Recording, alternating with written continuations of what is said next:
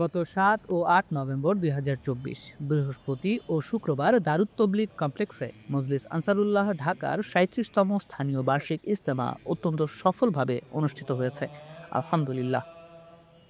৭ November সকালে উদ্বোধনী অধিবেশন অনুষ্ঠিত হয়। উদ্বোধনী অনুষ্ঠান পরিচালনা করেন মহতরম মাকসুদ আহমদ রুমন, জইমে আলা মজলিস আনসারুল্লাহ ঢাকা।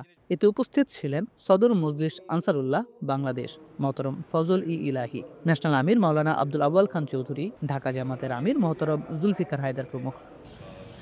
প্রথমে পতাকা উত্তোলন ও দোয়ার মাধ্যমে উন্মুক্ত মাঠে অনুষ্ঠানটি আরম্ভ হয়।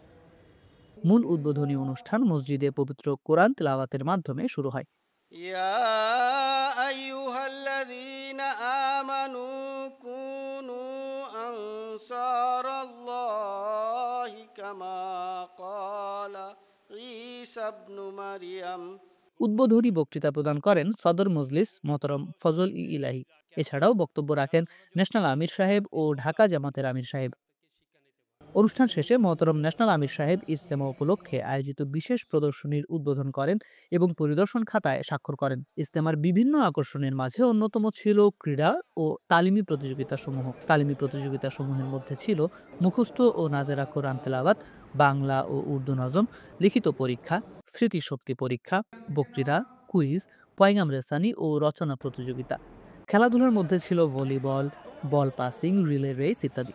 আনসার সদস্যরা অত্যন্ত উৎসাহ উদ্দীপনার সাথে এসব প্রতিযোগিতায় অংশগ্রহণ করেন। ইজতেমায় ১৮৭ জন আনসার ও ৩০ জন মেহমান সহ মোট ২১৭ জন উপস্থিত ছিলেন।